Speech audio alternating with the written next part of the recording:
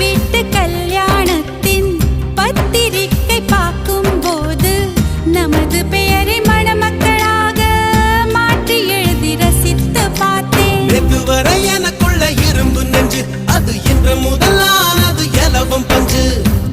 கட்ட பொம்மன் உருவம் போல உன்னை வரைந்து மறைத்தே வைத்தேன். தேசப்பற்று ஓவியம் என்று வீட்டு சுவற்றில் அப்பா மாட்ட. அணைக்கட்டு போலவே இருக்கும் மனசு, நீ தொட்டு உடைஞ்சது என்ன? புயலுக்கு பதில் சொல்லும் எந்த இதயம் பூப்பட்டு சரிஞ்சது என்ன? வேப்ப மரம் சுத்தி வந்து அரச மரமும் பூத்ததையா? ஒரு